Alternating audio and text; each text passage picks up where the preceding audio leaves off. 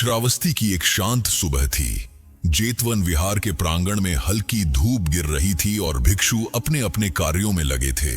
उसी समय एक युवा भिक्षु सुदीप मुख पर थकान लिए बुद्ध के पास पहुंचा। उसकी आंखों के नीचे गहरे घेरे थे और कदमों में भारीपन। बुद्ध ने उसे देखते ही समझ लिया कि उसके भीतर कोई बेचैनी है।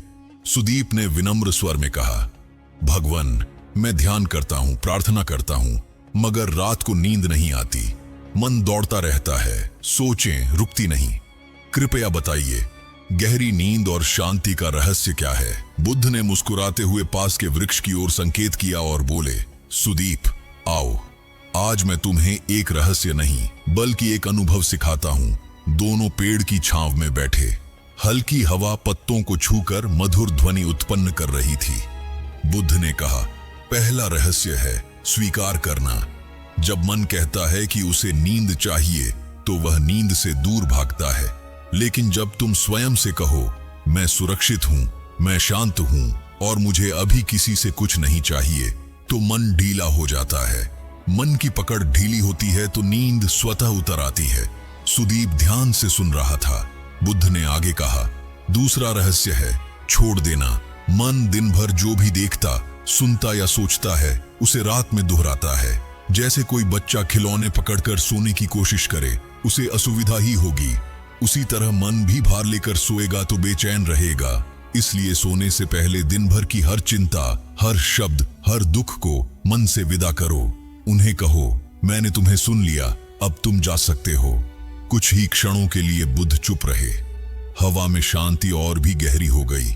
फिर उन्होंने कहा, तीसरा रहस्य है कृतज्ञता। जब तुम अपने भीतर आभार जगाते हो तो हृदय नरम पड़ जाता है, और जहां हृदय नरम होता है वहां शांति जन्म लेती है। सोने से पहले 3 सरल वाक्य मन ही मन कहना। आज जो मिला उसके लिए धन्यवाद, जो नहीं मिला उसके लिए धैर्य, और जो आने वाला है उसके लिए विश्वास।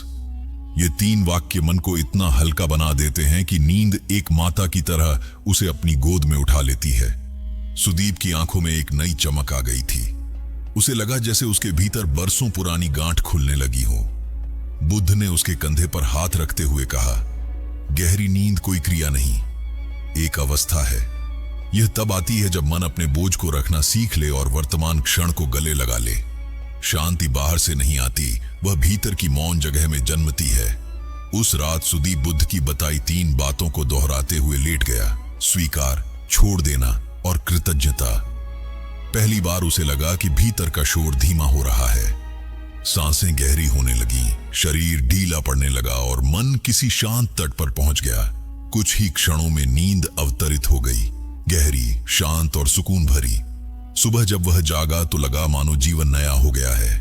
वह समझ चुका था कि नींद करने से नहीं, शांत होने से आती है, और शांति तब जन्मती है जब मन को उसके बोझों से मुक्त कर दिया जाए।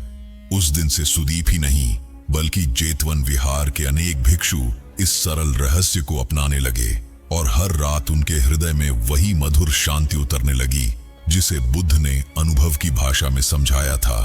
जीवन में कुछ क्षण ऐसे होते हैं जब हम किसी साधारण से शब्द, वाक्य या कहानी को सुनकर भीतर तक हिल जाते हैं। ऐसा लगता है जैसे वह कहानी किसी और के लिए नहीं कही गई बल्कि सीधे हमारे लिए बोली गई हो, जैसे अस्तित्व ने उसी क्षण हमारे हृदय तक पहुंचने के लिए यही माध्यम चुना हो। ये कहानी आपके लिए वरदान से कम नहीं है। ये वाक्य केवल एक घोषणा नहीं बल्कि एक जागरण है। यह संकेत है कि इस कहानी में छिपा ज्ञान, छिपा अनुभव और छिपी रोशनी आपके भीतर एक ऐसा द्वार खोलने वाली है जिसे आप शायद वर्षों से खोज रहे थे। किसी भी कहानी का वरदान तब बनता है जब वह केवल शब्दों में नहीं, अनुभव में उतरती है, और यह वही कहानी है जो आपका जीवन बदल सकती है, आपकी खोई हुई नींद लौटा सकती है, आपके मन में शांति का दीप जला सकती है, और आपके भीतर वे उत्तर जगा सकती है जिन्हें आप लंबे समय से तलाश रहे हैं। कल्पना कीजिए कि आप श्रावस्ती के शांत वन में खड़े हैं।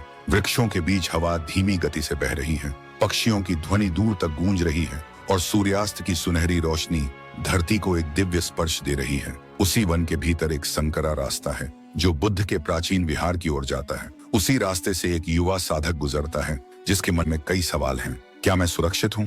क्या मेरा मन कभी शांत होगा? क्या मैं इस बंधन से कभी मुक्त हो पाऊंगा? क्या वह उत्तर मुझे मिल पाएगा जिसकी मैं वर्षों से तलाश कर रहा हूँ? यह साधक कोई और नहीं बल्कि आप ही हैं। और यह कहानी आज आपके लिए वरदान बनकर उतर रही है। बहुत समय पहले श्रावस्ती में एक युवा साधक रहता था। उसका नाम संभव था।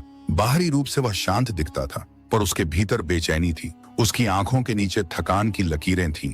उसके मन में अनगिनत प्रश्न थे और उसके दिल में एक गहरा भय बैठा था। वह रात को सो नहीं पाता, दिन में ध्यान नहीं कर पाता। चलने पर भी उसका मन भय से कांपता रहता। उसे लगता था कि वह अपने ही विचारों से घिर चुका है, अपने मन का कैदी बन चुका है। उसने बुद्ध के पास जाकर कहा, गुरुदेव, मैं भीतर से टूट चुका हूँ। मेरी रातें लंबी और मन भारी हो गया है। मेरे विचार मुझे घसीटते हैं, मुझे चैन नहीं मिलता। कृपया मुझे मार्ग दिखाइए। बुद्ध ने उसे देखा, मुस्कुराए और बोले, संभव, तुम जिस सत्य को खोज रहे हो वह तुमसे कहीं दूर नहीं है। वह तुम्हारे भीतर ही है, पर तुम उसे देखने की बजाय उससे भागते रहे हो। अब बैठो, मैं तुम्हें एक कहानी सुनाता हूँ, और यह कहानी तुम्हारे लिए किसी वरदान से कम नहीं होगी। बुद्ध ने धीरे से कहना शुरू किया। बहुत समय पहले एक राजा था। उसके पास धन था, सेना थी, सम्मान था, पर उसके पास शांति नहीं थी। वह युद्ध जीतता रहा, राज्य बढ़ाता रहा, पर भीतर का भय कभी समाप्त नहीं हुआ। रात में वह जाग जाता, महलों में बेचैनी से घूमता और सोचता, मैं इतना शक्तिशाली होकर भी डरता क्यों हूँ? मेरी नींद कहाँ चली गई है? एक दिन एक साधु उसके राज्य में आया। राजा ने उससे पूछा, मैं शांति चाहता हूँ, नींद चाहता हूँ, भय से मुक्ति चाहता हूँ, तुम मुझे क्या दे सकते हो? साधु ने कहा, मैं तुम्हें कोई वस्तु नहीं दूंगा, मैं तुम्हें एक कहानी दूंगा, और यदि तुम उसे समझ गए तो तुम्हारे भीतर वह सब खिल जाएगा जिसकी तुम खोज में हो। फिर साधु ने कहा, एक बार एक छोटी चिड़िया आकाश में उड़ रही थी। आकाश विशाल था, अनंत था, पर चिड़िया को लगता था कि कोई उसे पकड़ लेगा, कोई उसे गिरा देगा। वह डर के कारण और ऊंची उड़ती रही और तेज उड़ती रही। दिन भर उड़ती रही, रात भर उड़ती रही।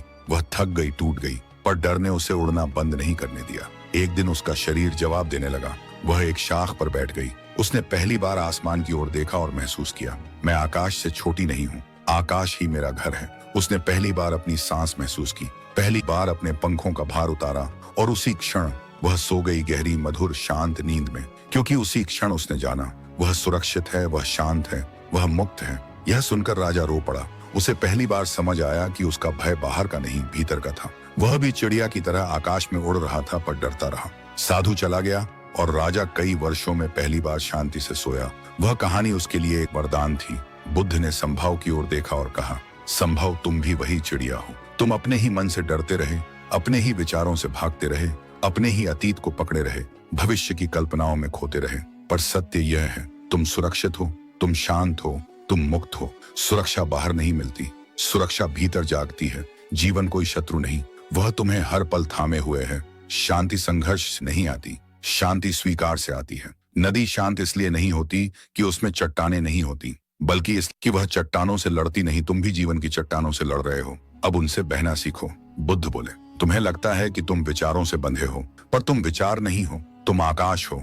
विचार बादल हैं, बादल आकाश को छू नहीं सकते। तुम्हारी आत्मा असीम है, अनंत है, तुम स्वतंत्र हो। कुछ दिनों बाद संभव ध्यान में बैठा। उसने पहली बार महसूस किया कि धरती उसे थाम रही है, हवा उसे छू रही है, उसकी सांसें शांत हो रही हैं, विचार बादलों की तरह गुजर रहे हैं। उसने भीतर गहराई से अनुभव किया, वह सुरक्षित है, वह शांत है, वह मुक्त है। उसकी आंखों से आंसू बहने लगे। वह रोया, पर यह रोना टूटने का नहीं, मुक्त होने का था। उसी रात वह गहरी नींद में सोया, जैसे नींद उसके भीतर फूल की तरह खिल गई हो। और अब यह कहानी आपके लिए भी वरदान है, क्योंकि आप भी संभव की तरह खोज में हैं। आप भी कई रातें जागे हैं, कई बार मन से लड़े हैं, कई बार भीतर की बेचैनी में घिरे हैं, पर यह कहानी आपको आपके ही सत्य का दर्शन कराती है। आप अकेले नहीं हैं, आप टूटे नहीं हैं, आप खोए नहीं हैं, आप असुरक्षित नहीं हैं, आप बेचैन नहीं हैं, आप वास्तव में सुरक्षित हैं, आप भीतर से शांत हैं, और आप जन्म से ही मुक्त हैं। इस कहानी का वरदान यह है कि यह शब्दों से नहीं, आपकी आत्मा से बात करती है। यदि आप इसे अपने भीतर उतरने देंगे तो यह आपकी रातों को बदल सकती है, यह आपके मन की भारी दीवारों को तोड़ सकती है, यह आपकी आत्मा को फिर से उड़ना सिखा सकती है। यह कहानी आपके लिए वरदान इसलिए है क्योंकि आप उसके लिए तैयार हैं। कभी कभी जीवन में हम ऐसी कहानी सुनते हैं जो केवल कहानी नहीं रहती, वह हमारे भीतर कोई बंद दरवाजा खोल देती है। एक ऐसा दरवाजा जिसके पीछे हमारा सारा दर्द, सारी बेचैनी, सारे सवाल छिपे होते हैं। बुद्ध की ऐसी ही एक कथा है, एक ऐसी कथा जिसने एक साधक सुदीप का जीवन बदल दिया। और आज यह कहानी आपके लिए भी वरदान से कम नहीं है, क्योंकि इसमें छिपा हुआ ज्ञान केवल सुनने के लिए नहीं, जीने के लिए है, भीतर उतारने के लिए है, अपनी आत्मा को जगाने के लिए है। श्रावस्ती की सबसे शांत शामों में से एक शाम थी। सूर्यास्त के रंग मानो आकाश में सोने की परतों की तरह तैर रहे थे।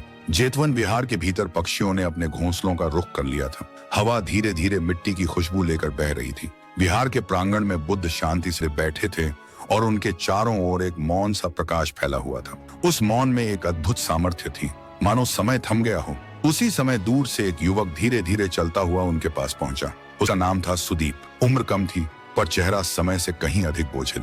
आंखों के नीचे गहरी थकान, कदमों में बिखरी हुई ऊर्जा और भीतर एक ऐसा शोर जो उसे चैन से बैठने नहीं देता था। कई रातों से वह सो नहीं पाया था। उसका मन विचारों के जाल में फंसा हुआ था। भय उसे जकड़ रहा था और उसका हृदय किसी अनजाने बोझ से दबा हुआ था। वह बुद्ध के सामने आकर बैठ गया और बोला, गुरुदेव, मैं थक गया हूँ। मेरे भीतर एक ऐसी आग है जो शांत नहीं होती। मेरा मन डरता है, मेरी रातें टूट जाती हैं, मेरी सांसें भारी हो जाती हैं। मुझे लगता है जैसे मैं जीवन की भीड़ में खो गया हूँ। कृपया मुझे मार्ग दिखाइए, मुझे समझाइए मैं क्या करूं, मैं कौन हूँ। बुद्ध ने उसकी ओर देखा। उनकी आंखें करुणा से भरी थीं, जैसे कोई माँ अपने रोते हुए बच्चे को देखती है।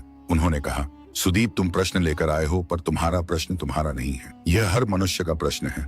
हर वह व्यक्ति जो भीतर से टूटता है, हर वह व्यक्ति जो भय से भर जाता है, हर वह आत्मा जो दिशा खो देती है, वह इसी प्रश्न के साथ मेरे पास आता है। तुम अकेले नहीं हो सुदीप। सुदीप की आंखों से आंसू बहने लगे। बुद्ध ने उसे पास बुलाया और बोले, मैं तुम्हें एक कहानी सुनाऊंगा और यह कहानी तुम्हारे लिए वरदान से कम नहीं होगी। इसे केवल सुनना नहीं, अपने भीतर उतरने देना। और बुद्ध ने कहना शुरू किया। बहुत समय पहले एक घना जंगल था। उस जंगल में एक हिरण रहता था। धीमा, शांत, निष्पाप। वह पूरे जंगल में बिना किसी को नुकसान पहुंचाए घूमता था, पर उसके मन में हमेशा एक भय था, कहीं कोई उसे पकड़ न ले।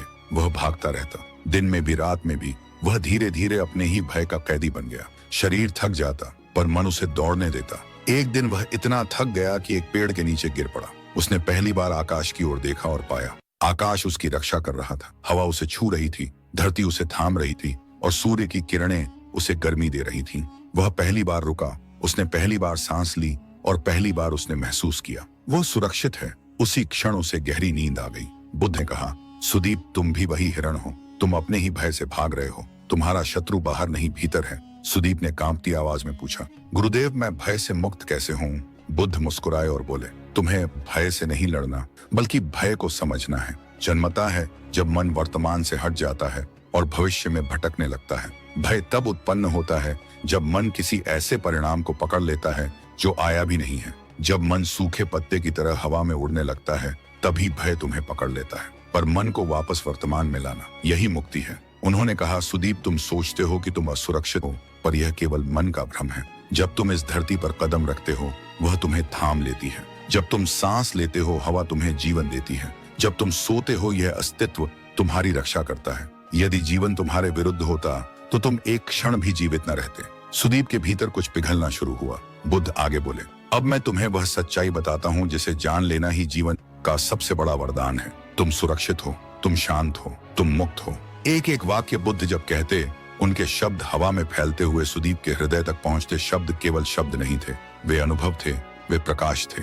बुद्ध बोले, तुम सुरक्षित हो क्योंकि जीवन तुम्हारा रक्षक है। तुम शांत हो क्योंकि शांति तुम्हारे भीतर जन्मजात है। तुम मुक्त हो क्योंकि विचार तुम्हें बांधते हैं, तुम कभी बंधे ही नहीं थे। फिर बुद्ध ने सुदीप को निर्देश दिया, आंखें बंद करो धीरे से, जैसे कोई कमल अपनी पंखुड़ियां खोल रहा हो। अपने कंधों को ढीला छोड़ दो, जैसे सदियों का भार उतार दिया हो। अपनी सांसों को महसूस करो, हर सांस तुम्हें जीवन दे रही है। हर उच्छ्वास तुम्हारा तनाव बहा ले जा रहा है। धरती को महसूस करो, वह तुम्हें अपनी गोद में थाम रही है। तुम अकेले नहीं हो, तुम टूटे नहीं हो, तुम खोए नहीं हो। उस क्षण सुदीप के भीतर एक गहरा मौन उतर आया। वह जमीन पर बैठा रहा, सांस लेता रहा और पहली बार उसे अपनी ही सांस का संगीत सुनाई दिया, जैसे कोई भीतर बैठा कह रहा हो, शांत हो जाओ, तुम सुरक्षित हो, तुम मुक्त हो। काफी देर तक वह उसी अवस्था में रहा। उसके भीतर का तूफान धीमा हो गया। उसके विचार पानी की लहरों की तरह शांत होकर बैठ गए। जब उसने आंखें खोली, उसके चेहरे पर एक नया प्रकाश था, एक गहराई, एक स्थिरता, एक शांति। वह बोला, गुरुदेव, अब मैं समझ गया। भय मेरा था पर मैं भय नहीं था। विचार मुझ में आते थे पर मैं विचार नहीं था। शांति मेरी थी पर मैं उसे भूल गया था। अब मुझे लग रहा है मैं दोबारा जन्म ले रहा हूँ। बुद्ध ने कहा, सुदीप, यही तो जीवन का वरदान है। यही कहानी तुम्हारे लिए वरदान है और यदि इसे भीतर उतार लिया जाए तो यह हर मनुष्य के लिए मुक्ति बन जाती है। लोग बाहर समाधान खोजते हैं पर समाधान भीतर है। लोग बाहर सुरक्षा खोजते हैं पर सुरक्षा भीतर है। लोग बाहर स्वतंत्रता खोजते हैं पर असली स्वतंत्रता भीतर है। फिर बुद्ध ने एक अंतिम सत्य कहा, सुदीप, तुम इस संसार की उतनी ही आवश्यकता हो जितनी हवा, जितनी धरती, जितनी नदी। इसलिए तुम्हारा अस्तित्व व्यर्थ नहीं, तुम सुरक्षित हो क्योंकि इस ब्रह्मांड में तुम्हारा स्थान तय है। तुम शांत हो क्योंकि तुम्हारा मन स्वभाव से शांत है। तुम मुक्त हो क्योंकि आत्मा का नियम ही मुक्ति है। सुदीप ने झुककर प्रणाम किया। वह लौटा पर वह वही नहीं था। उसका मन हल्का था, उसका हृदय खुल गया था, उसकी आंखों में नई रोशनी थी। वह शाम उसके जीवन के लिए वरदान बन गई। वह रात वह कई वर्षों में पहली बार गहरी नींद सोया। उसे लगा जैसे नींद उसके भीतर नहीं बल्कि ऊपर से उतरकर उसे धीरे धीरे ढंक रही हो। उसने महसूस किया, शांति कोई प्रयास नहीं, वह सहज अवस्था है। और अब यह कहानी आपके लिए वरदान है, क्योंकि आप भी सुदीप की तरह कई बार अपने मन में खो गए हैं। कई रातें आपने भी जागकर काटी हैं। कई बार आपने भी महसूस किया है कि आप कहीं न कहीं टूट रहे हैं। पर यह कहानी कहती है, आप टूटे नहीं हैं, आप खोए नहीं हैं, आप खतरे में नहीं हैं, आप अकेले नहीं हैं। आप वही हैं जो सुरक्षित है, शांत है और मुक्त है। और यदि यह सत्य भीतर उतर जाए तो जीवन बदल जाता है। नींद लौट आती है, मन शांत हो जाता है और आत्मा उड़ने लगती है। यह कहानी सच में आपके लिए वरदान से कम नहीं है। जीवन में कई बार हम महान ज्ञान सुनते हैं, गहरी कहानियां सुनते हैं, बुद्ध की वाणी सुनते हैं, लेकिन मन में हमेशा एक सवाल रह जाता है, मैं इसे अपनी वास्तविक जिंदगी में कैसे उतारूं? मैं इसे कैसे जीऊं? मैं अपने रोजमर्रा के तनाव, डर, बेचैनी, विचारों और उलझनों में इसे कैसे लागू करूं? केवल सुन लेना काफी नहीं होता। ज्ञान जब तक अनुभव न बने जीवन नहीं बदलता। बुद्ध ने सुदीप को जो सिखाया वह केवल शब्द नहीं थे, वह एक जीवंत जागरण था। लेकिन वह जागरण तभी फल देता है जब उसे हर दिन, हर सांस, हर क्षण में उतारा जाए। और आज मैं आपको यही समझा रहा हूँ। बुद्ध की उस शिक्षा को, उस कहानी को, उस वरदान को हम अपनी जिंदगी में वास्तव में कैसे जी सकते हैं। कल्पना करो कि आप सुबह उठे हैं, दुनिया जाग रही है, सूरज उग रहा है, पर आपके भीतर वही पुराना तनाव है, वही डर कि आज क्या होगा, वही भारी सिर, वही पिछले दिन की थकान। पर इस बार आप एक नई शुरुआत करते हैं। इस बार आप अपने दिन की शुरुआत बुद्ध की शिक्षा से करते हैं, एक शांत स्वीकार से, एक अंतर की अनुभूति से। आप सुबह सबसे पहले अपनी आंखें खोलते हैं और एक सरल वाक्य अपने भीतर कहते हैं, मैं सुरक्षित हूँ। सिर्फ इतना। यह वाक्य बाहर की दुनिया के कारण नहीं, बल्कि इसलिए सच है क्योंकि जीवन आपको हर क्षण थामे हुए है। आपका शरीर रात भर सोते समय भी सांस लेता रहा, दिल धड़कता रहा, बिना आपके किसी प्रयास के। यह याद करते ही आपके भीतर एक शांति उतरती है। ऐसा लगता है जैसे कोई अदृश्य शक्ति आपके कंधों पर हाथ रखकर कह रही हो, तुम अकेले नहीं हो, तुम सुरक्षित हो, मैं तुम्हारे साथ हूँ। फिर आप धीरे से बैठते हैं, अपनी सांसों को महसूस करते हैं। सांस अंदर जाती है, आप महसूस करते हैं, सांस बाहर जाती है, आप महसूस करते हैं। इस सरल प्रक्रिया में ही आपकी जिंदगी बदलनी शुरू हो जाती है। क्योंकि जब आप अपनी सांसों को महसूस करते हैं, आप अतीत में नहीं रहते, भविष्य में नहीं रहते, आप वर्तमान में उतरने लगते हैं। और वर्तमान वही जगह है जहां सुरक्षा है, जहां शांति है, जहां मुक्ति है। अब आप अपने दिन में उतरने वाले हो। लेकिन एक बात याद रहे, बुद्ध ने सिखाया था कि मनुष्य की सबसे बड़ी पीड़ा तब शुरू होती है जब वह बाहर की दुनिया को अपने भीतर ले लेता है। हम लोग अक्सर बाहरी परिस्थितियों को अपने भीतर आने देते हैं। किसी का शब्द, किसी की नाराजगी, कोई समस्या, कोई असफलता, कोई डर, और हम टूट जाते हैं। लेकिन आज आप एक नई कला सीखते हो, देखना लेकिन उसमें खोना नहीं। जैसे बुद्ध ने कहा था, विचारों को देखो, उन पर चलो मत। जब आप यह सीखने लगते हो, धीरे धीरे आप समझ जाते हो कि आपका मन एक आकाश है, विचार केवल बादल हैं, वे आते हैं, जाते हैं और आप उनके गवाह हो। आज आप पहली बार यह निर्णय लेते हो कि आप विचारों के पीछे नहीं दौड़ोगे, न डर के पीछे, न कल्पनाओं के पीछे, न नकारात्मक आवाजों के पीछे। आप केवल देखोगे, महसूस करोगे और उन्हें बहने दोगे। अब दिन आगे बढ़ता है, दुनिया शोर मचाती है, समस्याएं सामने आती हैं, लोग गुस्सा दिलाते हैं, जीवन चुनौतियां फेंकता है। लेकिन इस बार आप अलग हैं। इस बार जब तनाव आता है, आप खुद से कहते हो, यह तनाव मेरा नहीं है, यह केवल एक अनुभव है, ये आएगा और चला जाएगा। आप देखते हो कि तनाव आपके कंधों को कठोर कर देता है। इस बार आप धीरे से कंधे ढीले करते हो। जैसे ही कंधे ढीले होते हैं, जैसे ही शरीर छोड़ता है, मन भी छोड़ने लगता है। यह वही क्षण है जहां बुद्ध की शिक्षा जीवन में उतरती है। अब आप चल रहे हैं, काम कर रहे हैं, दुनिया का सामना कर रहे हैं, लेकिन अंदर एक धीमा मौन बह रहा है। आप समझ चुके हो कि हर तनाव को पकड़े रहना जरूरी नहीं, हर बात पर प्रतिक्रिया देना जरूरी नहीं, हर डर को सच मानना जरूरी नहीं। किसी ने कुछ बुरा कह दिया, आप मुस्कुराते हो और सोचते हो, यह उनके मन का बादल है, मेरे आकाश का नहीं। किसी काम में असफलता मिली, आप कहते हो, यह अनुभव है, मेरी पहचान नहीं। भविष्य की चिंता उठी। आप कहते हो भविष्य तो आ ही नहीं, डर क्यों? यही बुद्ध की शिक्षा को जीवन में उतारना है। जीवन को स्वीकार करना, समझना, उठना नहीं। फिर रात आती है, वही रात जो पहले भारी लगती थी, वही रात जिसमें आप करवटें बदलते थे, विचारों में खो जाते थे। पर आज रात कुछ बदल गया है। आज रात आप लेटते ही धरती को महसूस करते हो। आपको लगता है जैसे धरती एक माँ की गोद है, मजबूत, स्थिर, गर्माहट से भरी हुई। आप शरीर को ढीला छोड़ देते हो। एक एक मांसपेशी पिघलती जाती है। पैर ढीले, कंधे ढीले, आंखें धीरे से बंद, मन सांस की लय में बहने लगा। फिर आप एक वाक्य कहते हो, मैं शांत हूँ। मन इसे सुनकर रुक जाता है। शरीर ढीला हो जाता है, जैसे कोई तूफान अचानक थम गया हो। आप फिर एक और वाक्य कहते हो, मैं मुक्त हूँ। और यह वाक्य सचमुच भीतर एक दरवाजा खोल देता है। दरवाजा जहाँ आपका असली स्वरूप है, जो बंधा नहीं, जो टूटा नहीं, जो डरता नहीं। आप महसूस करते हो कि दिन भर जो भी हुआ वह अनुभव था, आप नहीं। जो भी विचार आए वे चित्र थे, आप नहीं। जो भी डर आया वे हवा था, आप नहीं। आप हमेशा से मुक्त थे। आज आपको बस याद आ गया। अब एक चमत्कार होता है, आप सो जाते हो, बिना कोशिश, बिना जोर, बिना चिंता। नींद आपको पकड़ती नहीं, नींद स्वयं उतरती है, मुलायम, शांत, गहरी, जैसे चांदनी के नीचे कोई शांत नदी बह रही हो। सुबह आप नई आंखों के साथ उठते हो, क्योंकि रात ने केवल शरीर नहीं, आत्मा को भी आराम दिया है। धीरे धीरे यह अभ्यास, यह जागरूकता, यह मौन, यह शांति आपके जीवन का हिस्सा बन जाता है। आप देखते हो कि जहां पहले आप घबराते थे, अब मुस्कुराते हो। जहां पहले डर लगता था, अब समझ आती है। जहां पहले मन उथल पुथल करता था, अब वह स्थिर रहता है। यह कोई चमत्कार नहीं है, सहजता है जो हर मनुष्य के भीतर है, पर वह भूल जाता है। बुद्ध ने कहा था, मनुष्य का कष्ट शांति न मिलने से नहीं, अपने भीतर की शांति को भूल जाने से होता है। अब आप वह शांति याद कर रहे हो। अब आप वह सुरक्षा महसूस कर रहे हो। अब आप वह स्वतंत्रता जी रहे हो। धीरे धीरे यह शिक्षा आपके हर कदम में, हर विचार में, हर सांस में उतर जाती है। आप दुनिया में रहते हो, पर दुनिया आपके भीतर नहीं रहती। आप जिम्मेदारियां निभाते हो, पर उनसे टूटते नहीं। आप चलते हो, पर बोझ लेकर नहीं चलते। आप जीते हो, पर डर कर नहीं जीते। और एक दिन आप महसूस करते हो, आप बिल्कुल वैसे ही बदल गए हैं जैसे सुदीप बदला था। धीरे धीरे, गहराई से, भीतर से आप महसूस करते हो, यह कहानी केवल कहानी नहीं थी, यह सचमुच आपके लिए वरदान थी, क्योंकि इसने आपके भीतर वह जगाया जो हमेशा से था। आपकी सुरक्षा, आपकी शांति, आपकी मुक्ति। और जब कोई मनुष्य इन तीनों को महसूस कर ले, सुरक्षित, शांत, मुक्त, तब जीवन केवल चलता नहीं, खिलने लगता है। तब आप केवल जीते नहीं, जागते हैं। तब आप केवल सांस नहीं लेते, सांस को महसूस करते हैं। तब आप केवल सोते नहीं, नींद आपको गले लगाती है। तब आप केवल चलते नहीं, धरती आपको सहारा देती है। और तब जीवन हर दिशा से कहने लगता है, अब तुम याद कर चुके हो, अब तुम जाग चुके हो, अब तुम वही हो जो तुम हमेशा से थे। जीवन में दुख कोई बाहरी वस्तु नहीं है। मनुष्य उसे अपने साथ लेकर पैदा नहीं होता। बच्चा जन्म के क्षण में बिल्कुल खाली होता है। न अतीत होता है, न भविष्य, न कोई बोझ, न कोई चिंता। वह केवल वर्तमान में होता है। वह रोता है, हंसता है, खेलता है, पर उस रोने में भी दुख नहीं होता। वह केवल शारीरिक प्रतिक्रिया होती है। दुख तब पैदा नहीं होता जब शरीर थक जाता है। दुख तब पैदा होता है जब मन बोझ उठाने लगता है।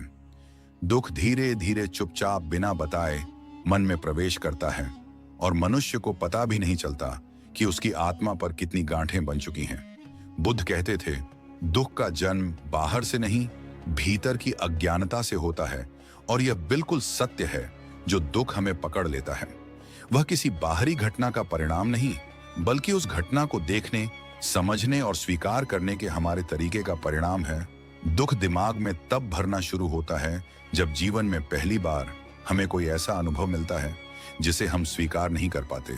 कोई कठोर शब्द, कोई असफलता, कोई तिरस्कार, कोई डर, कोई चोट। यह अनुभव हमारी चेतना में एक छोटा सा निशान बना देता है। शुरू में वह छोटा है, पर मन उसे पकड़कर बैठ जाता है। मन उसे बार बार याद करता है, उसके अर्थ खोजता है, डर बनाता है। मन उस छोटे से अनुभव को इतना बड़ा कर देता है कि वह भीतर फैलने लगता है। यही दुख का बीज है। दुख तब और गहरा हो जाता है जब हम चीजों को बदल नहीं पाते, जब हमें लगता है कि हमारे पास कोई नियंत्रण नहीं है, जब हमारा मन कहता है मैं कुछ कर नहीं सकता। यह असहायता दिमाग में सबसे भारी परत बनाती है, क्योंकि मनुष्य जिसमें फंस जाता है वह दुख नहीं, दुख का विचार होता है। एक विचार जो जगह बनाता जाता है, फैलता जाता है और पूरे दिमाग को घेर लेता है। दुख दिमाग में उस समय भी भरता है जब हम अपने विचारों पर विश्वास कर लेते हैं। मन केवल कहानियां बनाता है, पर हम उसे सत्य समझ लेते हैं। मन कहता है, तुम असफल हो, तुम अकेले हो, तुम किसी लायक नहीं, तुम्हारे साथ सब गलत होगा। और हम इन वाक्यों को इतनी बार सुनते हैं कि वे हमारी मान्यता बन जाते हैं। धीरे धीरे ये विचार हमारे दिमाग की गहराई में घर बना लेते हैं। दिमाग की नसें इन्हीं भावनाओं के अनुसार चलने लगती हैं। एक समय आता है जब दुख हमारी पहचान बन जाता है। दुख तब भी बढ़ता है जब हम खुद की तुलना दूसरों से करते हैं। तुलना एक जहर है, ये मन को भीतर से खा जाता है। मन को हमेशा लगता है कि दूसरों का जीवन बेहतर है, दूसरों की राह आसान है, और तुलना में मन अपने आप को छोटा कर लेता है। ये छोटापन दिमाग में एक काली परछाई की तरह फैलने लगता है। दुख तब भी जन्मता है जब मन भविष्य को पकड़ लेता है। कल क्या होगा, अगर ये हो गया तो, अगर वह नहीं हुआ तो। मन भविष्य की कल्पनाओं को भय में बदल देता है। हम डर से भर जाते हैं, चिंता से भर जाते हैं, और दिमाग उस डर को वास्तविक मान लेता है। डर केवल एक विचार है, पर दिमाग उसकी छाया को सच मानकर दौड़ने लगता है। दुख तब भी बढ़ता है जब हम अतीत में फंसे रहते हैं, किसी गलती में, किसी इंसल्ट में, किसी धोखे में, किसी बिछड़ाव में। अतीत की स्मृतियां दिमाग में घावों की तरह रहती हैं। हम उन्हें भरने की बजाय बार बार कुरेदते हैं, परतें खोलते हैं, घाव को ताजा रखते हैं। हर बार याद करने पर घाव फिर से खुल जाता है और दिमाग उस दर्द को फिर से महसूस करता है।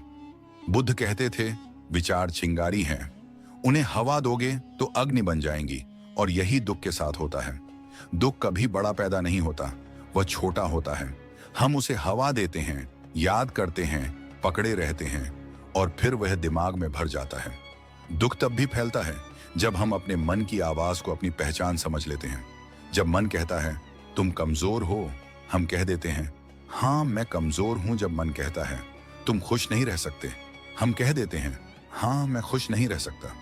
धीरे धीरे मन आपकी जगह बोलने लगता है, और एक दिन मन आपकी जिंदगी का मालिक बन जाता है। दुख दिमाग में ऐसे ही प्रवेश करता है, धीरे धीरे, बिना शोर, बिना आवाज, एक छोटे विचार से, एक छोटी घटना से, एक छोटी चोट से, और फिर वह जड़ें जमा लेता है और मनुष्य सोचता है, मैं दुखी हूं, पर सच्चाई है, दुख केवल मेरे दिमाग में भरा हुआ है। दुख का मन में भरना केवल शुरुआत है।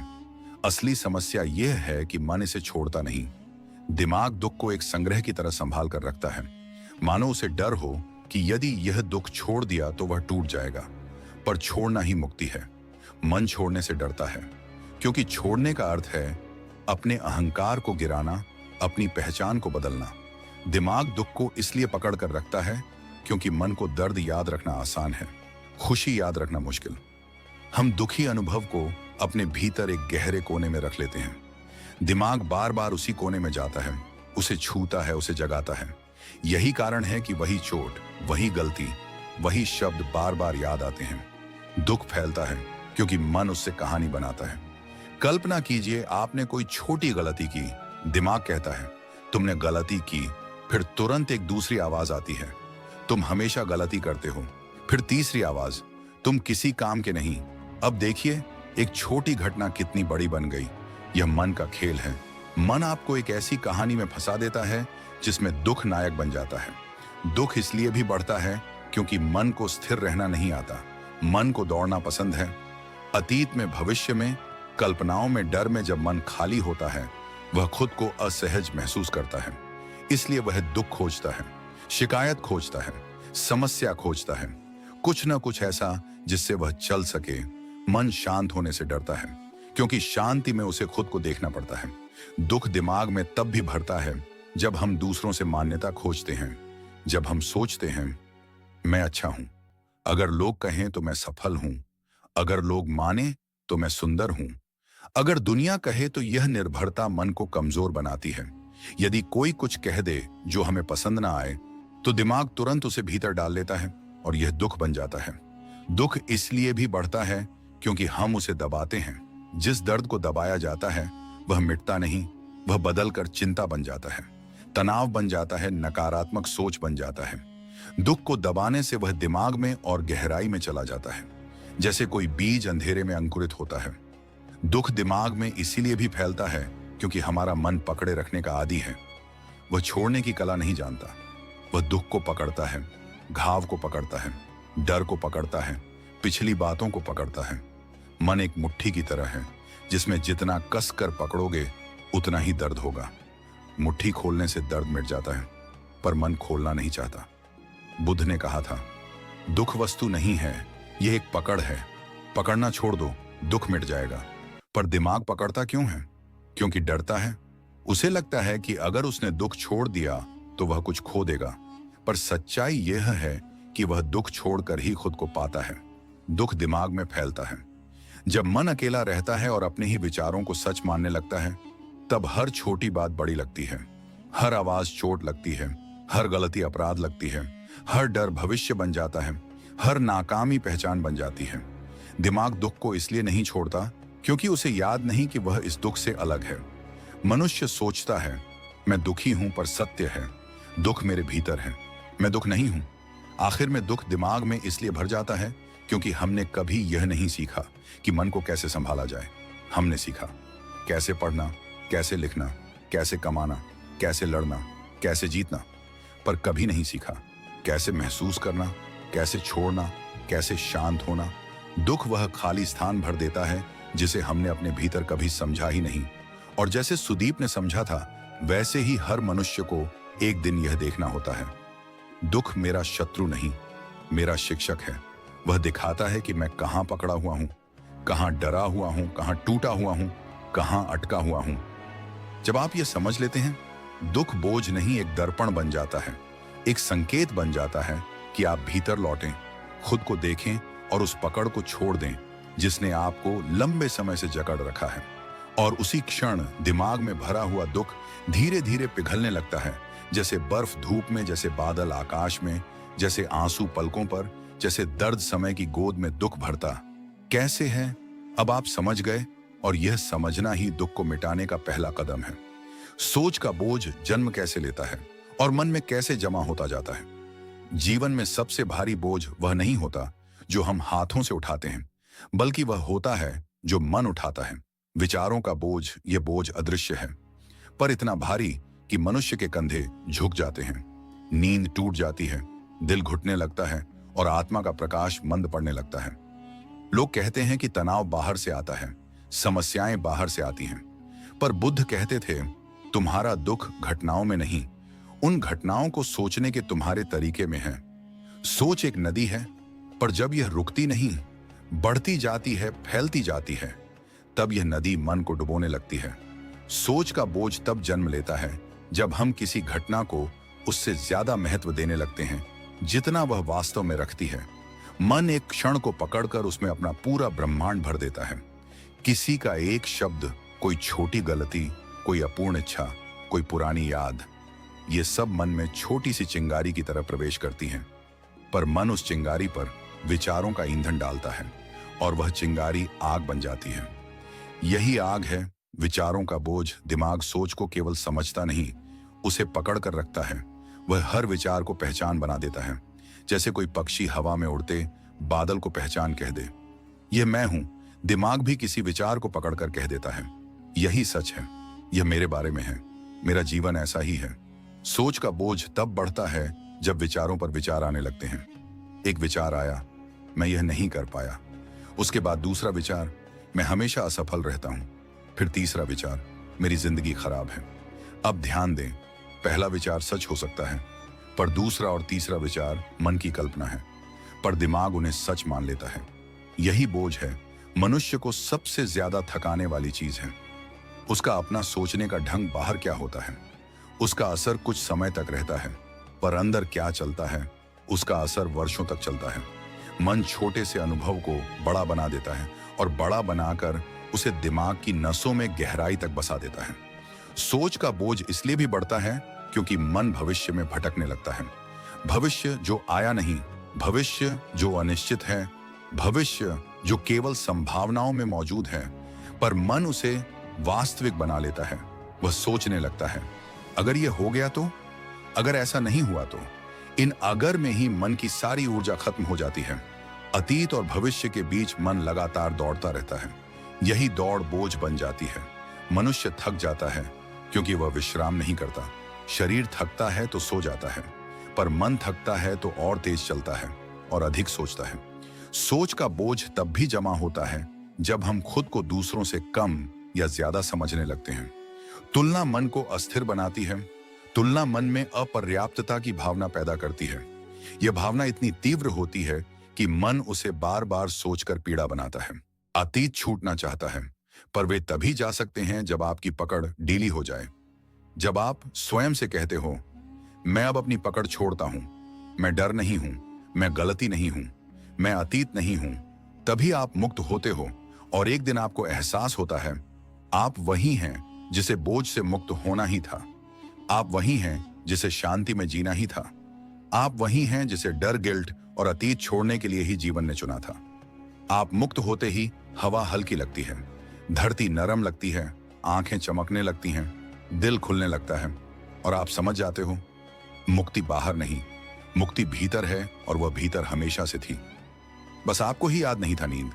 कोई मजबूरी नहीं, कोई तकनीक नहीं, कोई आदेश नहीं। नींद एक सहज प्रक्रिया है, एक प्राकृतिक धारा है, एक ऐसा प्रवाह जो तभी उतरता है जब मन तैयार हो जाता है, जब भीतर शांति गहराई तक फैल जाती है, जब विचारों का प्रवाह धीमा होने लगता है। नींद किसी लड़ाई से नहीं आती, वह सरेंडर से आती है। जैसे कमल सूरज की रोशनी में अपने आप खिल जाता है, वैसे ही मन जब स्थिर होता है तो नींद अपने आप उतर आती है। लेकिन मनुष्य अपनी ही आदतों, अपने ही विचारों और अपने ही तनावों के कारण इस प्रक्रिया को कठिन बना लेता है। नींद भागती नहीं, मन ही उसके रास्ते में खड़ा हो जाता है। जब मन को शांत करना सीख लिया जाए, जब उसे तैयारी की कला आ जाए, तभी नींद सबसे गहरी, सबसे मधुर, सबसे पवित्र रूप में उतरती है। अब कल्पना करो कि रात है, दिन ढल चुका है, सूरज की आखिरी किरणें आकाश से मिट चुकी हैं, हवा शांत है, वातावरण धीमा है और दुनिया धीरे धीरे मौन की गोद में उतर रही है। पर तुम्हारे भीतर अभी भी हलचल है, विचारों का शोर, तनाव का वजन, भविष्य की चिंता, अतीत का बोझ। मन जैसे किसी पुराने पंखे की तरह घूम रहा है, जिसे बंद करने का बटन तुम्हें मालूम नहीं। यही वह क्षण है जहां नींद दूर चली जाती है, क्योंकि नींद मौन चाहती है और मन शोर में उलझा रहता है। मन को नींद के लिए तैयार करना मतलब है मन को शांति की ओर ले जाना, उसे अंधेरे कमरे में दीपक की लौ की तरह धीमा करना। यह तैयारी शरीर से शुरू होती है, फिर सांस से गुजरती है और अंत में मन के भीतर उतर जाती है। रात को लेटने से पहले यह समझना जरूरी है कि दिन भर का हर तनाव, हर विचार, हर चिंता बिस्तर तक नहीं आनी चाहिए। पर मनुष्य पूरी दुनिया को अपने बिस्तर पर ले आता है। काम की चिंता, रिश्तों की उलझन, पैसे की फिक्र, भविष्य की सोच, और फिर हैरान होता है कि नींद क्यों नहीं आती। मन को नींद के लिए तैयार करने का पहला रहस्य है दुनिया को बाहर छोड़ना। जब आप लेटते हो, आप अपने शरीर को आराम देते हो, पर मन अभी भी जागा होता है। वह दिन की सारी कहानियां चलाने लगता है। इसलिए सबसे पहले मन को यह संदेश देना जरूरी होता है, अब सब खत्म। इसका मतलब यह नहीं कि समस्याएं खत्म हो गईं। इसका मतलब है कि अभी वे महत्वपूर्ण नहीं हैं। अभी केवल आप हैं और आपका विश्राम है। जब आप बिस्तर पर लेटते हो तो धीरे धीरे महसूस करो कि शरीर धरती को छू रहा है, जैसे धरती आपको अपनी गोद में ले रही है। यह पहला संकेत है मन को कि वह शांत हो सकता है, क्योंकि शरीर और मन एक ही रस्सी से बंधे हैं। शरीर ढीला होगा तो मन का गांठदार बोझ भी ढीला होने लगेगा। अपनी सांसों को महसूस करना मन को तैयार करने का सबसे सुंदर मार्ग है। सांस अंदर आ रही है, महसूस करो, सांस बाहर जा रही है, महसूस करो। सांस किसी विचार की तरह नहीं आती, न किसी योजना की तरह, न किसी डर की तरह, वह बस आती और जाती है। जब आप अपनी सांस पर ध्यान देते हो, आप अतीत और भविष्य से निकलकर वर्तमान में उतर जाते हो, और वर्तमान वह जगह है जहां नींद जन्म लेती है। धीरे धीरे सांस लंबी करो, पर मजबूरी से नहीं, सहजता से, जैसे हवा खुद तुम्हें भर रही हो, जैसे ब्रह्मांड तुम्हें धीरे धीरे शांत कर रहा हो। हर सांस के साथ आपके भीतर एक संदेश जाता है, अब सब ठीक है, अब सब शांत है, तुम सुरक्षित हो। मन तभी तैयार होता है जब उसे सुरक्षा महसूस होती है, क्योंकि मन का सबसे पुराना स्वभाव है सुरक्षा खोजने का। अगर मन को लगता है कि कोई खतरा है, चाहे वह वास्तविक हो या कल्पना में, तो वह नहीं सोएगा। इसलिए नींद के लिए मन को तैयार करने की शुरुआत होती है सुरक्षा की अनुभूति से। जब आप लेटकर खुद से कहते हो मैं सुरक्षित हूं, तो मन एकदम ढीला पड़ने लगता है, क्योंकि मन का डर ही नींद का सबसे बड़ा दुश्मन है। और सुरक्षा उसकी सबसे बड़ी औषधि।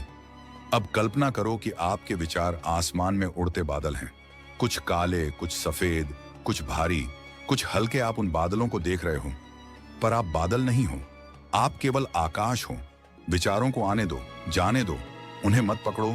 जितना पकड़ोगे वे उतने ही तेज होंगे, जितना छोड़ोगे वे उतने ही धीमे होंगे। और जब विचार धीमे होते हैं, मन नींद की ओर झुकने लगता है। नींद के लिए मन को तैयार करने का सबसे बड़ा रहस्य है प्रतिरोध छोड़ना। मनुष्य सोना चाहता है, पर मन को मजबूर करता है, मुझे सोना है। यह दबाव ही नींद को दूर भगा देता है। नींद को चाहने से नहीं, सरेंडर करने से आती है।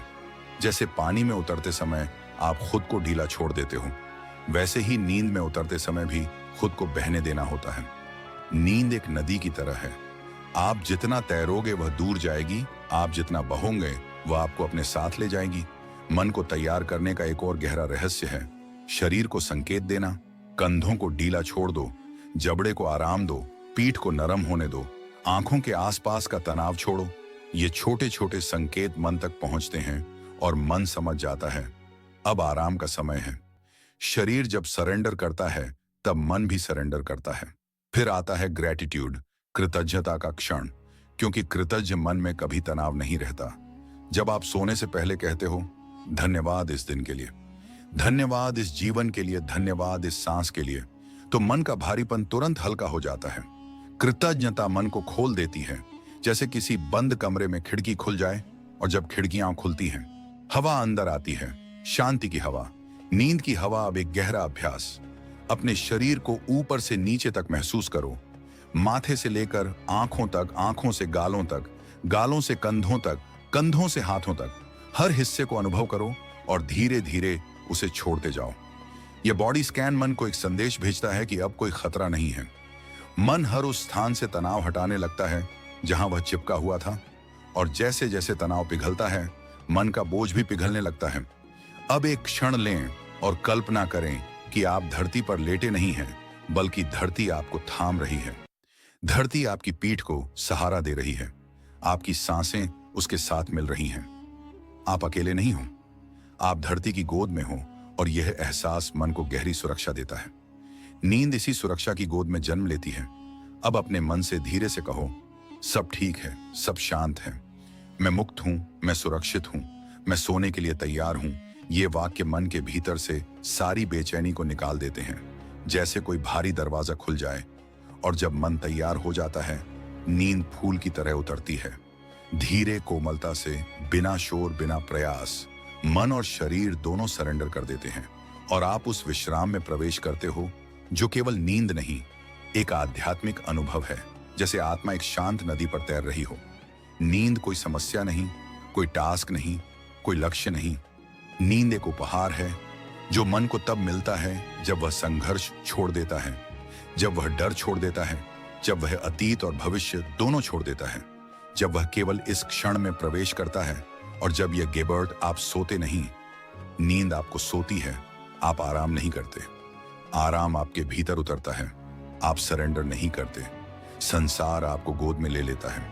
तुम्हारा मन इस शांत रात का हिस्सा बन जाता है। तुम्हारी सांसें हवा की तरह बहने लगती हैं और तुम भीतर उतरते जाते हो, और गहरे और शांत और हल्के। और उस गहराई में जहां विचार खो जाते हैं, जहां बोझ पिघल जाते हैं, जहां डर खत्म हो जाता है, वही नींद जन्म लेती है। नींद कोई क्रिया नहीं, नींद एक उपस्थिति है, एक अवस्था है, एक विश्राम है, एक सरेंडर है। जब मन को यह याद आ जाता है, नींद अपने आप उतर आती है। अब बहुत धीरे से अपने बिस्तर पर लेट जाइए, और जैसे आपका शरीर बिस्तर को छूता है, वैसे ही आप महसूस करने लगते हैं कि यह रात आपके लिए है। सिर्फ आपके लिए, एक ऐसी रात जिसमें आप खुद को ढीला छोड़ सकते हैं, सारे बोझ उतार सकते हैं, और एक ऐसी गहरी नींद में उतर सकते हैं जो आपके मन, आपके शरीर और आपकी आत्मा तीनों को शांत कर दे। आंखों को धीरे से बंद कर लें। उन्हें जबरदस्ती बंद करने की कोशिश मत कीजिए, बस उन्हें गिरने दीजिए, जैसे एक थका हुआ पत्ता धीरे से धरती पर गिरता है। अब एक बहुत धीमी, बेहद गहरी सांस लें। सांस को अपने भीतर उतरते हुए महसूस करें, जैसे हवा आपके भीतर रोशनी बनकर प्रवेश कर रही हो। और फिर धीरे धीरे सांस को छोड़ दें, जैसे आप अपने भीतर जमा हुआ तनाव, सारी चिंता, सारी थकान धीरे धीरे बाहर निकाल रहे हो। हर सांस के साथ आप हल्के होते जा रहे हैं। हर श्वास आपको इस क्षण में और गहराई तक उतार रही है और हर उच्छ्वास आपको दिन की उलझनों से दूर ले जा रही है। अब अपने चेहरे को महसूस करें। आंखों के आसपास की मांसपेशियां ढीली हो रही हैं। माथे पर दिन भर के तनाव की जो महीन रेखाएं थीं, वे पिघलने लगी हैं। आपके होंठ नरम हो रहे हैं और जबड़ा बिना किसी प्रयास के ढीला पड़ रहा है, जैसे आपके चेहरे पर कोई अदृश्य हाथ शांति फेर रहा हो। अब धीरे से अपने कंधों की ओर ध्यान लाएं।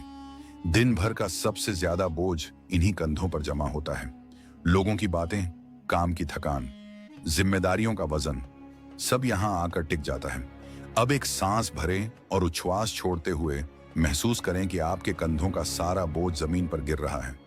कंधे भारी नहीं रहे, वे धरती को सौंप दिए गए हैं। अब आपकी गर्दन नरम हो गई है, आपके कंधे ढीले हैं और आपका ऊपरी शरीर विश्राम की अवस्था में सांस ले रहा है। अब ध्यान अपने हाथों पर ले जाएं। आपकी उंगलियां गर्म हो रही हैं, हथेलियां भारी हो रही हैं, जैसे कोई ऊर्जा उन्हें नीचे खींच रही हो। यह वही संकेत है कि शरीर पूरी तरह सरेंडर कर रहा है। हाथ ढीले पड़े हैं, बिना किसी तनाव के, जैसे वे अपने घर पहुंच चुके हों।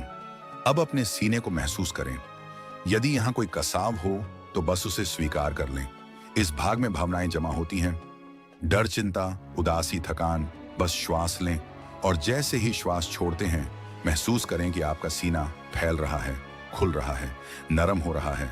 हर सांस आपके भीतर एक संदेश ला रही है, सब ठीक है, आप सुरक्षित हैं।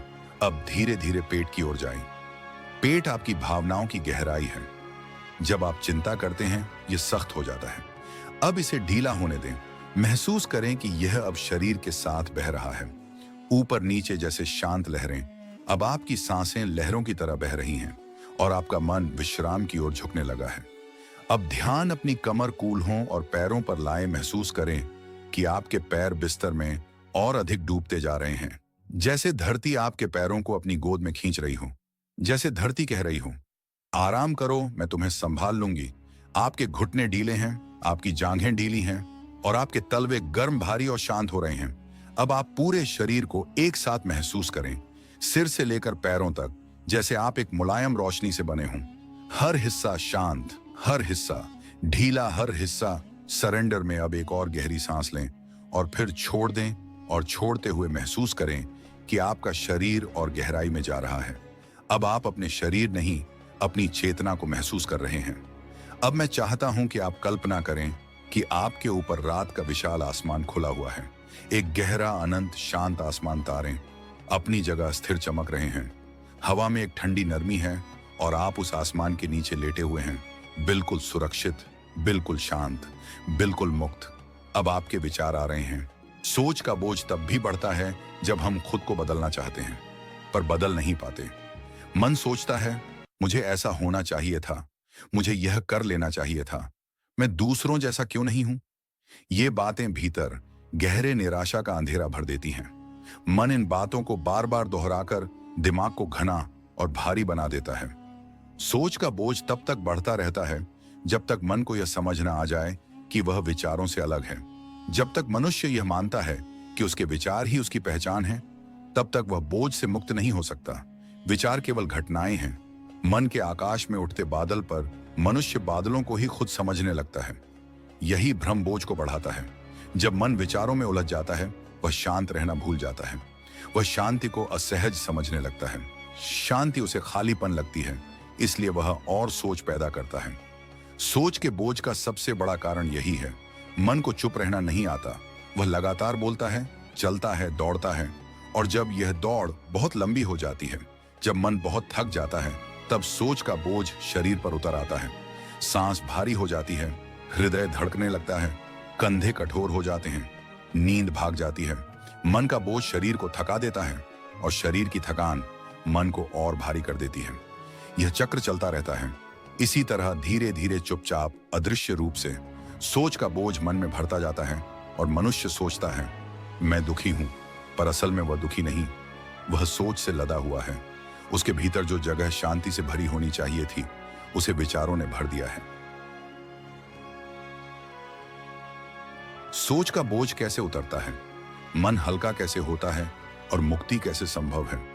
सोच का बोझ उतरना कठिन नहीं, केवल समझ की आवश्यकता है। मन तब शांत होता है जब वह अपने वास्तविक स्वरूप को पहचानता है, जब उसे पता चलता है कि वह विचार नहीं है बल्कि विचारों का गवाह है। सोच का बोझ तब उतरता है जब मन समझ जाता है कि विचार आते जाते हैं पर वह स्थिर है। सबसे पहले बोझ तब उतरता है जब हम स्वीकार करते हैं कि मन में बहुत विचार हैं। जो स्वीकार किया जाता है वह बदलने लगता है, जो नकारा जाता है वह और कठोर हो जाता है। जब आप कहते हो हाँ मैं बहुत सोचता हूं, तो यह स्वीकार ही आधा बोझ उतार देता है। सोच का बोझ तब उतरता है जब हम विचारों को पकड़ना छोड़ देते हैं। मनुष्य हर विचार को महत्व देता है और यही बोझ का कारण है। विचार आते हैं, उन्हें आने दो। वे आपकी अनुमति लेकर नहीं आते, पर जाने देते समय आप उनकी अनुमति मत मांगिए, इन्हें जाने दो। जैसे बादल गुजरते हैं, जैसे हवा बहती है। सोच का बोझ तब उतरता है जब हम वर्तमान में लौट आते हैं। वर्तमान वह स्थान है जहां विचार टिक नहीं सकते। जब आप सांस को महसूस करते हो, शरीर को महसूस करते हो, धरती को महसूस करते हो, तब विचार टूटकर गिर जाते हैं, क्योंकि विचार केवल समय में जीते हैं। अतीत और भविष्य में, वर्तमान में उनका अस्तित्व नहीं।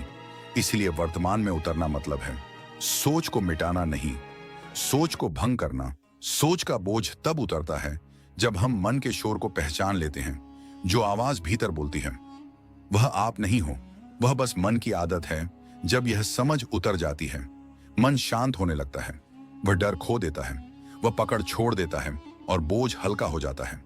बोझ तब उतरता है जब हम खुद को प्रेम देना सीखते हैं। जब आप खुद को कहते हो मैं ठीक हूं, यह वाक्य बोझ को पिघला देता है, क्योंकि मन की सबसे गहरी भूख है स्वीकार। एक बार मन स्वयं को स्वीकार कर ले तो बोझ टिक नहीं सकता। सोच का बोझ तब उतरता है जब हम शरीर को ढीला छोड़ देते हैं। कंधों को ढीला करो, सांस गहरी लो। शरीर तुरंत संकेत भेजता है कि अब तनाव छोड़ दो। जब शरीर छोड़ता है, मन भी छोड़ देता है, क्योंकि मन और शरीर एक ही धागे में बंधे हैं। बोझ तब उतरता है जब हम स्वयं को याद दिलाते हैं मैं विचार नहीं हूं। यह वाक्य मन की गहराई को खोल देता है। आप देखते हो कि विचार उठ रहे हैं, पर आप स्थिर हो, आप समुद्र हो। विचार लहरें, लहरें चाहे जितनी उठें, समुद्र अपनी गहराई नहीं खोता। सोच का बोझ तब उतरता है जब आप बैठकर कुछ क्षण अपने मन को देखते हो, सिर्फ देखते हो। कोई निर्णय नहीं, कोई लड़ाई नहीं, कोई प्रतिरोध नहीं। मन शांत होने लगता है, क्योंकि उसे प्रतिरोध मिलना बंद हो जाता है।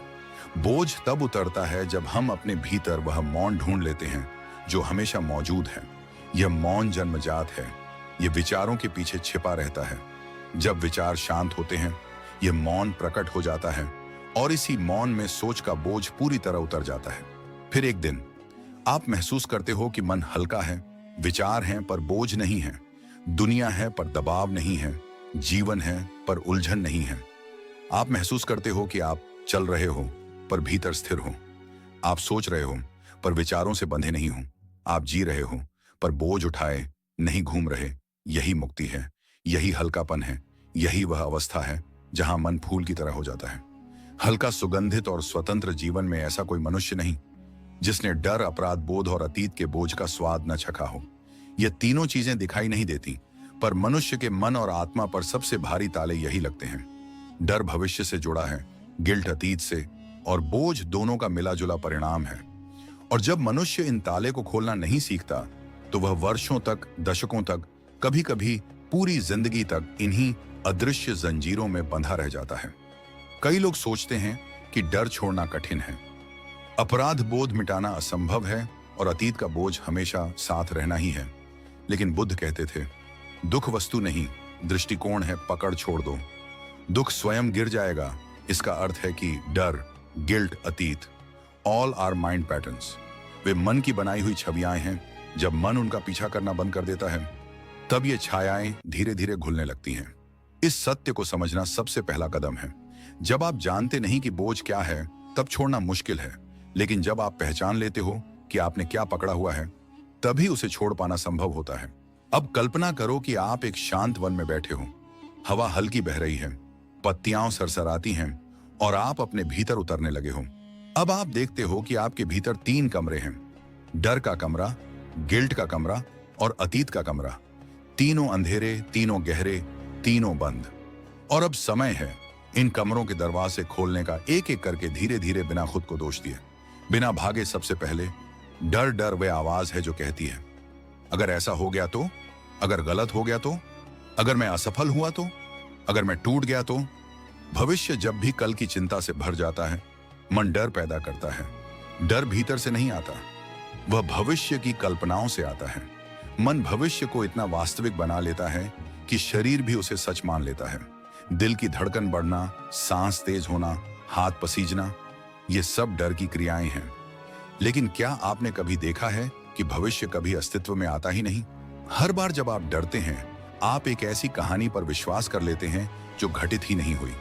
डर एक ऐसा दर्पण है जिसमें आप अपना प्रतिबिंब नहीं बल्कि अपनी कल्पना देखते हैं।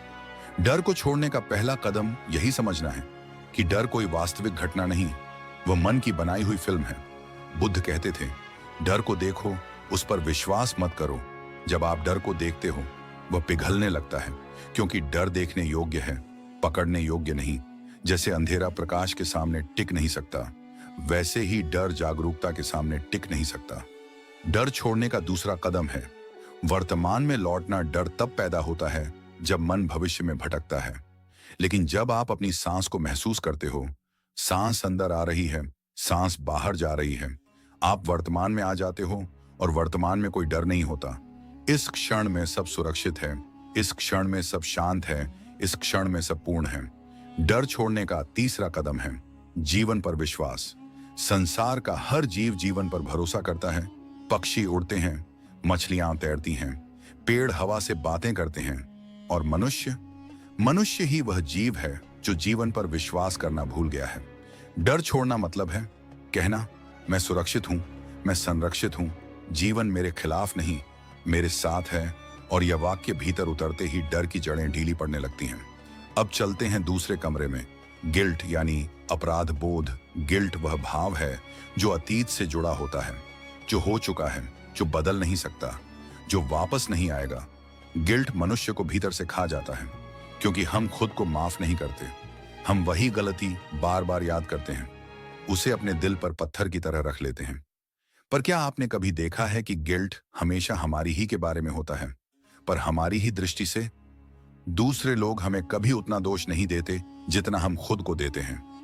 गिल्ट को छोड़ना सबसे कठिन इसलिए लगता है क्योंकि हम मान लेते हैं कि हम गलत थे और हम उसके लायक हैं। पर बुद्ध कहते थे, गलती कोई पाप नहीं, वह तुम्हारे विकास का साधन है। जब आप किसी गलती को समझ लेते हैं, उससे सीख लेते हैं और आगे बढ़ जाते हैं, तो वह गलती खत्म हो जाती है। लेकिन जब आप उसे पकड़े रहते हैं, उसे याद करते हैं, खुद को दोष देते रहते हैं, तो वह गलती आपकी कैद बन जाती है। गिल्ट छोड़ने का पहला कदम है स्वीकार। स्वीकार का मतलब है, हाँ मुझसे गलती हुई, हाँ मैं भी इंसान हूं, हाँ मैं सीख सकता हूं। यह स्वीकार भीतर एक गहरी शांति लाता है। गिल्ट छोड़ने का दूसरा कदम है खुद को माफ करना सीखना।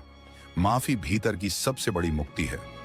जब आप खुद को कहते हो, मैं तुम्हें माफ करता हूं, तो आप अपने हृदय पर लगा ताला खोल देते हो। गिल्ट तुरंत गिरता नहीं, पर यह वाक्य उसकी पकड़ ढीली कर देता है। धीरे धीरे गिल्ट धुआं बनकर उड़ जाता है। गिल्ट छोड़ने का तीसरा कदम है देखना कि गलती ने आपको क्या सिखाया। हर गलती एक गुरु है, उसने आपको समझाया कि आपको क्या नहीं करना और क्या सीखना है। जब आप गलती को शिक्षक मान लेते हो, तो गिल्ट टीचर में बदल जाता है, और टीचर पेन नहीं देता, टीचर दिशा देता है। अब तीसरा कमरा, अतीत का बोझ। हर व्यक्ति किसी न किसी अतीत का कैदी है। अतीत की चोट, अतीत के शब्द, अतीत का प्रेम, अतीत का धोखा, अतीत के सपने जो टूट गए, ये सब मन में धूल की परतों की तरह जमा होते जाते हैं। अतीत केवल स्मृति है, पर मन उसे वर्तमान की सच्चाई मान लेता है। अतीत का बोझ इसलिए भारी है क्योंकि हम उसे छोड़ते नहीं, हम उसे दोहराते रहते हैं। दिमाग अतीत को केवल संग्रह नहीं करता, उसे पहचान बना लेता है। अतीत छोड़ने का पहला कदम है यह तथ्य समझना कि अतीत अब अस्तित्व में नहीं है, वह समाप्त हो चुका है, वह केवल स्मृति है। मस्तिष्क उसे रिप्ले करता है, पर जीवन ने उसे पीछे छोड़ दिया है। जब आप कहते हो अतीत बीत गया, तभी वर्तमान खुलता है। अतीत का बोझ छोड़ने का दूसरा कदम है अपने दिल में वह जगह बनाना जहां आप अपने पुराने दुखों को बाहर रख सको, भीतर ना रखो। अतीत को भीतर रखने से दर्द बढ़ता है, बाहर रखने से वह हल्का हो जाता है। बुद्ध कहते थे, अतीत को केवल स्मृति बनने दो, खुद को मत बनने दो। अतीत का बोझ छोड़ने का तीसरा कदम है नई शुरुआत की अनुमति देना। मनुष्य इसलिए अतीत में अटकता है क्योंकि उसे लगता है कि वह बदल नहीं सकता, लेकिन बदलना वहीं से शुरू होता है जहां आप कह देते हो, मैं आज से शुरू कर रहा हूं। यह वाक्य अतीत के बोझ को हवा में उड़ा देता है। नई शुरुआत का अर्थ है पुराने घावों पर नया प्रकाश डालना, और प्रकाश आते ही अंधेरा टिक नहीं सकता। और जब आप एक दिन इन 3 कमरों, डर, गिल्ट और अतीत को खोल देते हो, तो आप देखते हो कि आप कितना हल्का महसूस कर रहे हो, जैसे किसी ने आपके दिल से भारी पत्थर हटा दिया हो, जैसे सांस गहरी हो गई हो, जैसे शरीर खुल गया हो, जैसे मन सदियों बाद शांत हुआ हो। डर जाना चाहता है, गिल्ट पिघलना चाहता है, कुछ तेज कुछ हल्के, लेकिन आप उन्हें रोकना नहीं चाहते। आप बस उन्हें निकलते हुए देख रहे हैं, जैसे आकाश में बादल गुजरते हैं। वे आते हैं, आगे बढ़ते हैं और फिर अदृश्य हो जाते हैं। आप बादल नहीं हैं, आप आकाश हैं, और आकाश कभी नहीं थकता, कभी टूटता नहीं, कभी डरता नहीं।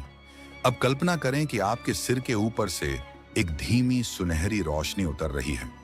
यह गर्म नहीं, यह नरम है। यह रोशनी आपको छूते ही आपके भीतर के तनाव को पिघलाने लगती है। यह आपके माथे को छूती है और उसे शांत कर देती है। यह आपकी आंखों के ऊपर से गुजरती है और आपकी दृष्टि के पीछे जमा हुआ बोझ हटा देती है। यह आपके गाल, आपके होंठ, आपकी ठुड्डी को छूती है और पूरा चेहरा नींद की ओर झुकने लगता है। यह सुनहरी रोशनी अब आपके कंधों पर बह रही है, हाथों पर उतर रही है, उंगलियों तक पहुंच रही है, और हर स्पर्श के साथ ऐसा लगता है जैसे आपके भीतर शांति एक नदी की तरह फैल रही हो। यह रोशनी अब आपकी छाती, आपके दिल के बीच उतर रही है, आपके भीतर कोमलता पैदा कर रही है, एक ऐसी शांति जो शब्दों में नहीं बन सकती। अब यह रोशनी आपके पेट, आपकी कमर, आपकी जांघों में उतरती है और अंत में आपके पैरों से बाहर बह जाती है। वह सारा तनाव, सारा डर, सारी उलझन सब बह गया। अब आपका शरीर रोशनी का बना हुआ है, हल्का, गर्म और पूरी तरह सुरक्षित। अब अपने भीतर एक वाक्य दोहराएं, बहुत धीरे, बहुत कोमलता से, मैं सुरक्षित हूं। फिर धीरे कहें, मैं शांत हूं, और अंत में कहें, मैं मुक्त हूं। इन 3 वाक्यों के साथ आपका मन सरेंडर कर रहा है, आपका दिल नरम हो रहा है और आपकी चेतना नींद की ओर झुक रही है। अब महसूस करें कि आपकी पलकों का भार बढ़ रहा है। वे और भारी होती जा रही हैं, जैसे वे खुद ही नींद में डूबना चाहती हों। अब आपका शरीर पूरी तरह स्थिर है, मन बहुत धीमा हो गया है, सांसें बहुत मुलायम हो गई हैं और आप नींद के बिल्कुल दरवाजे पर खड़े हैं। अब कोई प्रयास नहीं, कोई लक्ष्य नहीं, कोई तनाव नहीं। अब बस खुद को बहने दें, जैसे कोई पत्ता शांत नदी पर तैरता है। आप अब उस नदी पर तैर रहे हैं, शांत, मौन, सुरक्षित। हर पल नींद आपको अपनी गोद में ले रही है, हर श्वास आपको और भीतर ले जा रही है, हर उच्छ्वास आपके बोझ को बाहर कर रही है। अब आप बह रहे हैं और बहते जा रहे हैं, गहराई में, हल्केपन में, शांति में, नींद में। अब रात आपके भीतर उतर रही है और आप उसके भीतर, आप सुरक्षित हैं, आप शांत हैं, आप मुक्त हैं। अब सो जाएं। धीरे धीरे गहराई में, मौन में, विश्राम में नींद आपके पास आ चुकी है। उसे आने दें, उसे स्वीकार करें और बस सो जाएं।